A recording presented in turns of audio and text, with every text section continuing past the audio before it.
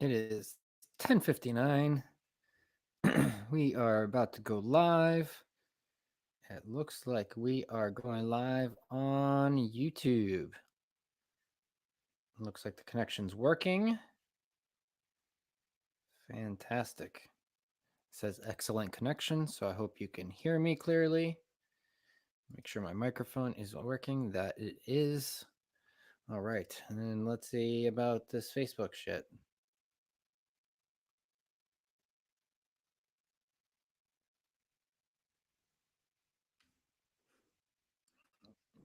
Just does not want to.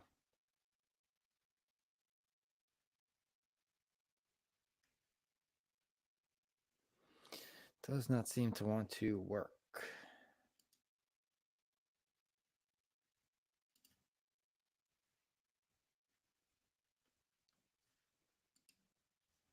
All right.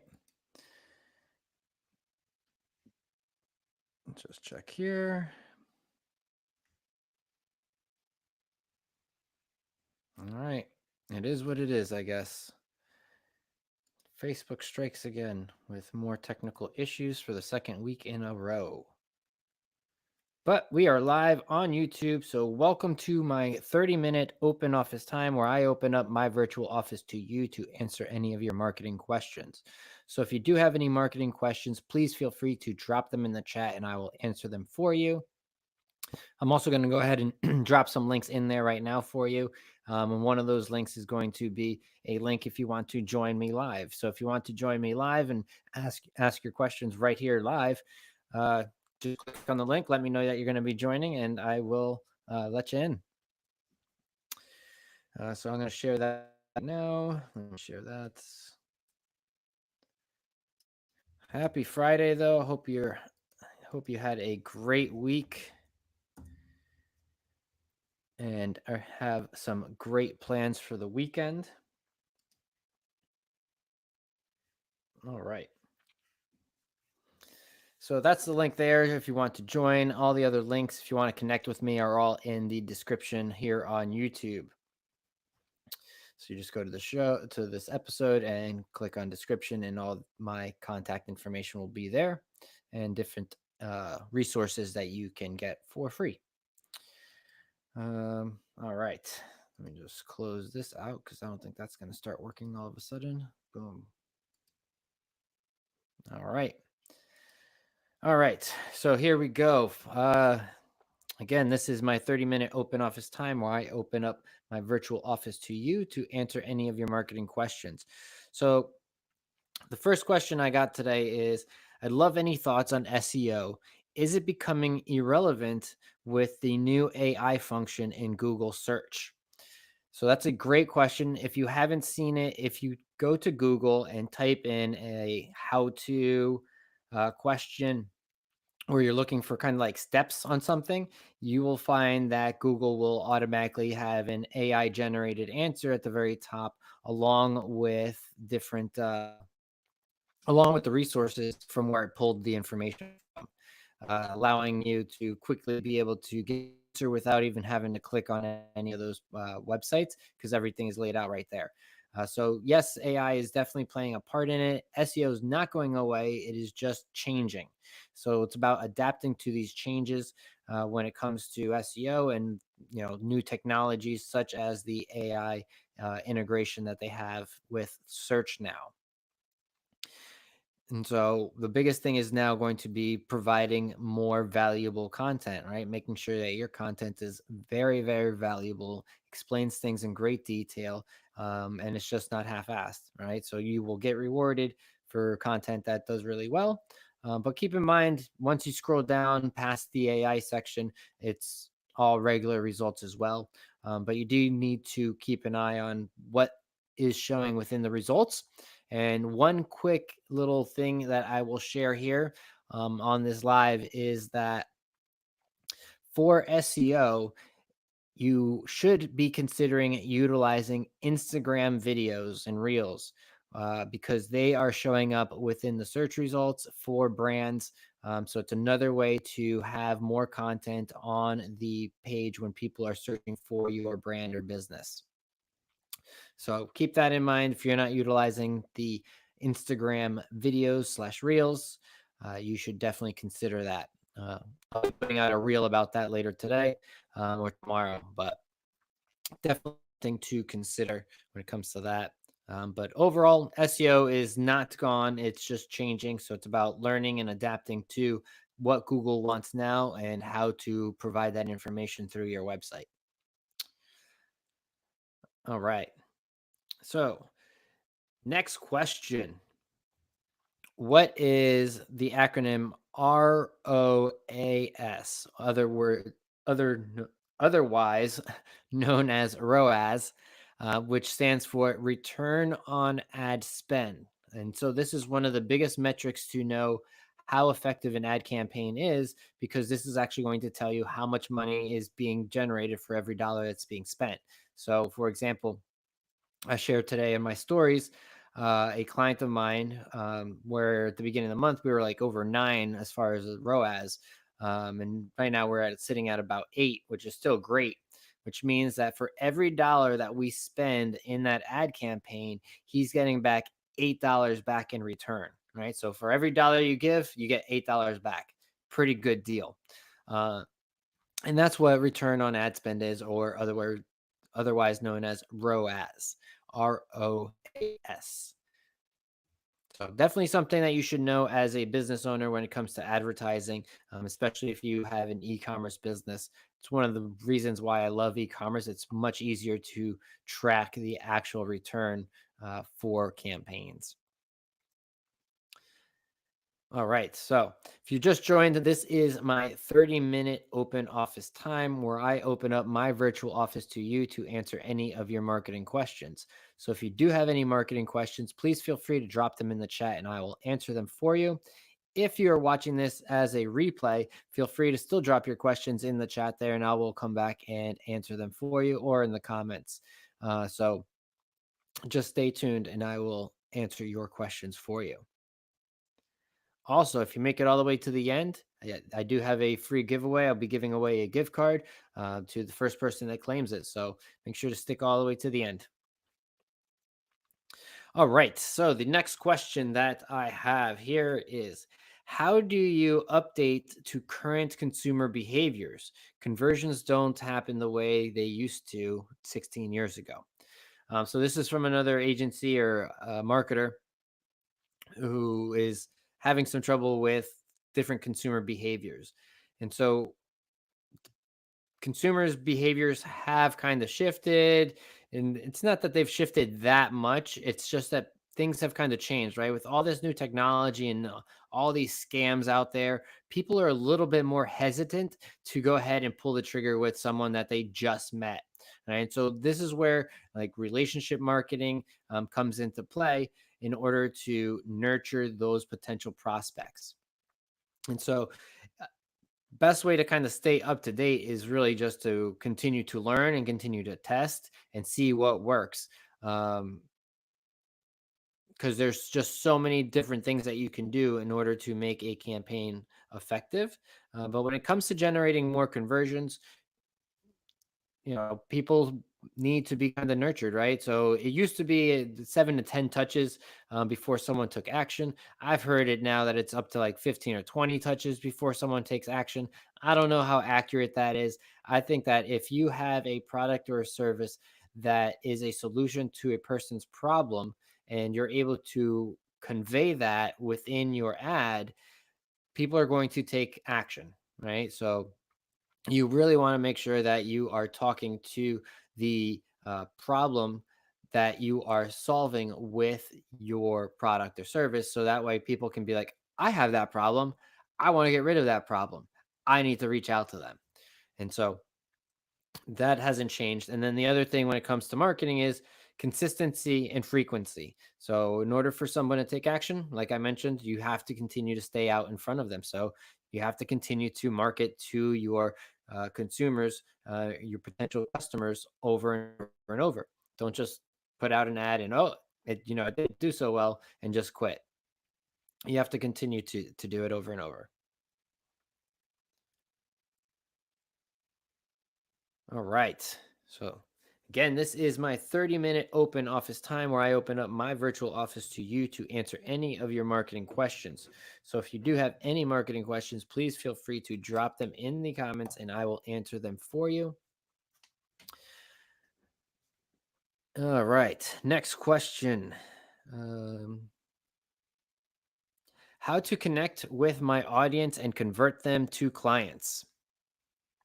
So this is actually one of my favorite things. It's one of the things that we have here at the agency is that we focus on uh, building your audience, right? So building your database, right? So a lot of people think, oh, my audience, which is like everybody that's like on Facebook and Instagram and all these followers, like, yeah, that's an audience, but you can't really reach them all because of the algorithm and the way things work.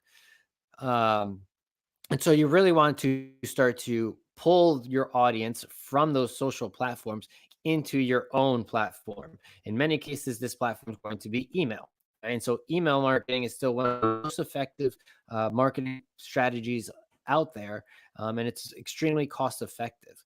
And so if what you want to do is start to move people from your social platforms into your email database so that you can continue to nurture those people with your continued education, the resources you provide, the content you're sharing, the offers, whatever it is that you want to get in front of your audience in order to get them to convert is by getting that email list and then sending them emails and eventually they will convert, right? So you want to move your audience from social platforms to your email marketing platform. And within your email marketing platform, you want to be sending them consistent emails. Now, I'm not saying to send them 100,000 emails a day, just be consistent. For example, I send out an email every week. So I do one email a week, which is a marketing tip for business owners. And then within there, there are calls to actions for certain things depending on what it is that I am promoting. But there's always value within the email that I send. And value part is always the first thing that I provide to people. And this is my way to continue to show my expertise, nurture these people, and damn, this guy really knows the stuff. I want to work with him. Right. And so that's how you can connect with your audience and get them to convert to clients. All right. Got a few more questions. Let's keep it rolling. All right. This is your 30-minute open office time where I open up my virtual office to you to answer any of your marketing questions. So if you have any marketing questions, please feel free to drop them in the comments and I'll be happy to answer them for you. All right. So next question is where'd it go? What is ClickFunnels? So someone came across ClickFunnels and wasn't sure what it was, and they asked me, what is ClickFunnels? ClickFunnels is just a website builder. Actually, I shouldn't say website builder. It is a funnel builder. And so if you know what a funnel is, marketing funnel is essentially multiple pages that are intended to drive you to a purchase or conversion. And so typically you're going to land on one page. It's going to be super long.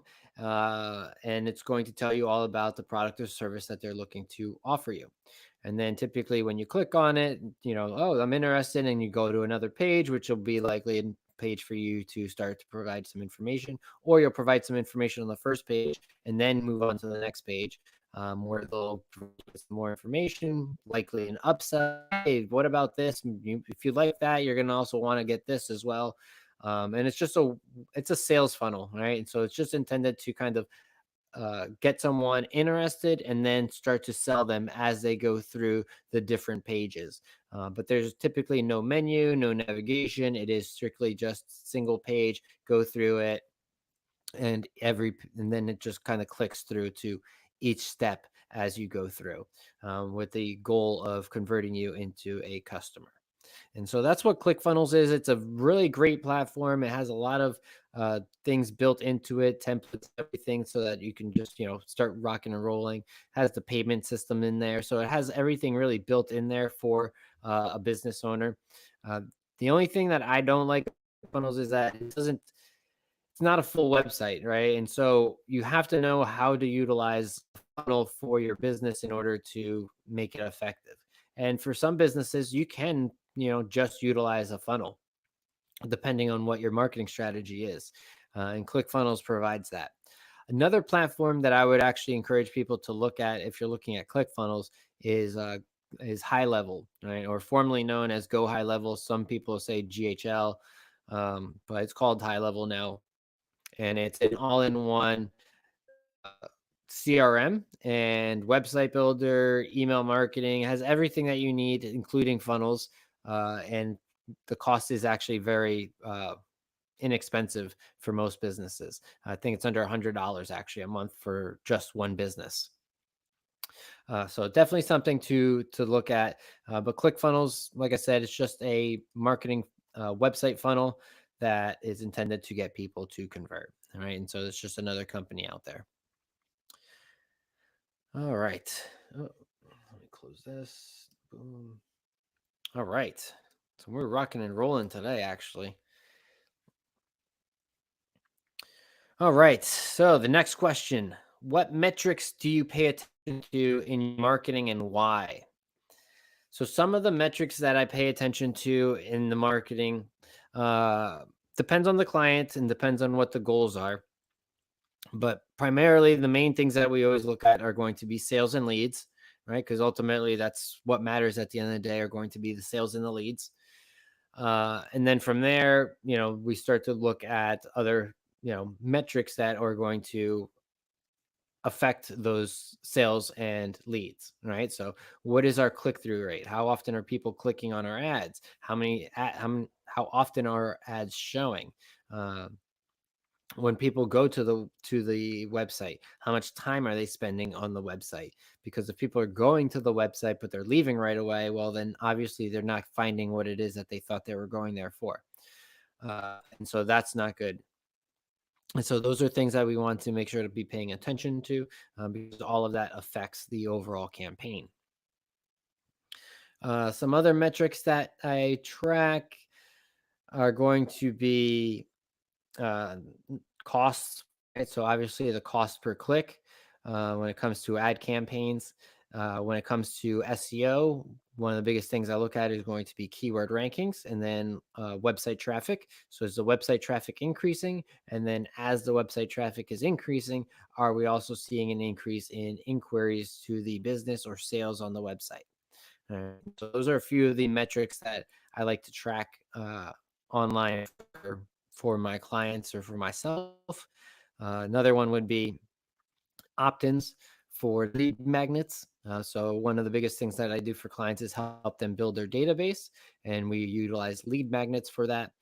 And we want to see how many people we get in there every single day. So the more people that we get opted in, the more people that we have to market to and nurture and convert into clients. And so that's why we focus on building their database. And, that's ultimately what we look at for that. But once they're in the database, now we're sending out emails. And now with the emails, there's going to be a different metrics that we're looking at there. And so with email, we're specifically looking at open rates.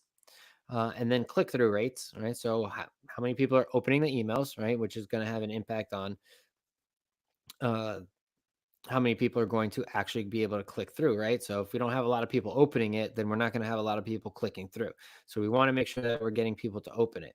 And then secondary, we want to make sure that people are clicking on the items that we want them to click on. So if we're driving them to a blog or driving them to a sales page, we want to see how many people are actually going through and clicking on those links. And then from there, it's going to be, again, sales and leads, right? So what happened? Did someone purchase? Did someone not? So we always kind of work backwards per se. Right? We want to see we want to focus on sales and leads. So that's our main thing that we're tracking and looking at, and then kind of reverse everything is like what affects all of this? What affects our sales? What affects our leads? How can we improve on getting more people into our sales funnel and into our pipeline? But that's a great question. There are just so many different things that you can track when it comes to uh, marketing. And so You definitely want to be paying attention to a lot of these different things that are out there. All right. I don't know what this is here.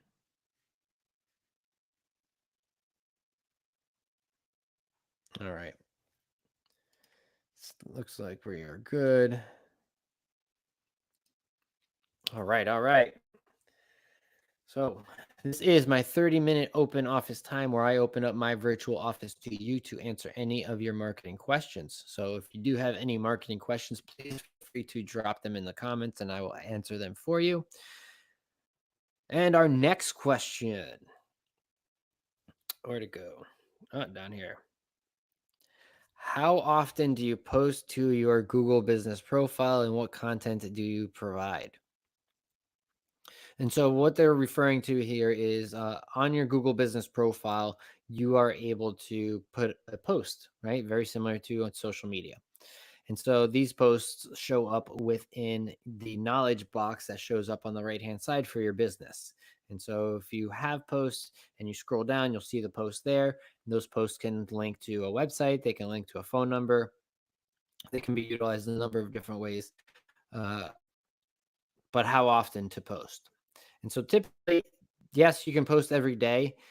Uh, I don't know if you really need to. I typically do once a week. That's what I encourage most clients to do at a minimum is once a week.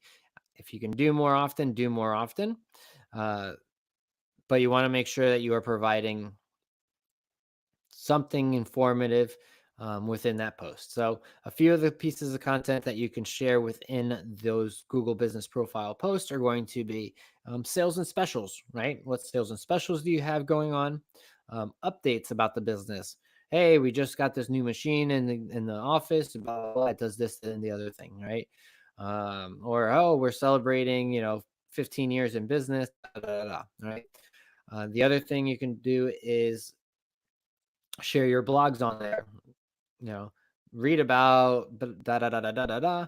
Click below and link over to your actual blog, so that could drive traffic. So if someone searches for your business and sees the knowledge box and sees the post, they might be like, "Oh, let's go check out what it is that they wrote about." So that can be all there as well. And the other one is you can also have people call. So if you want people to call, you can write up your little post, whatever it may be, a special, just introducing yourself. Hey, give us a call, get a quote, whatever it may be. And people can then click to call. There'll be a button on there that'll automatically be connected to your Google business phone number, right? Or the phone number on your Google business profile, I should say. And so that people can call directly from that post right on their mobile phone. So really cool thing. I would say, at minimum, post once a week. At most, post every day if you can. If you have enough content and ideas of things to post, just post them. And really, it could just be a daily update, right? As far as what's going on in the business, what you're doing. Oh, we shipped out, 500 packages today, or oh, we, helped 3 families get new homes today. Whole bunch of different ways that you can utilize it as far as what you can share. It doesn't have to be anything specific. All right. This is my 30-minute open office time. We are coming close to the end. I only have one more question at the moment, but we'll make it a good one. But this is my 30-minute open office time where I open up my virtual office to you to answer any of your marketing questions. So if you do have any marketing questions, please feel free to drop them in the chat or the comments, and I will come back through here and clean them up and put them all together and answer them next week during this live stream. So this live stream happens every Friday at 11 a.m. Eastern Standard Time. I just do this live stream right here on YouTube. Come in and drop your questions. I'll answer them for you and get a free marketing consultation. So there's nothing to lose.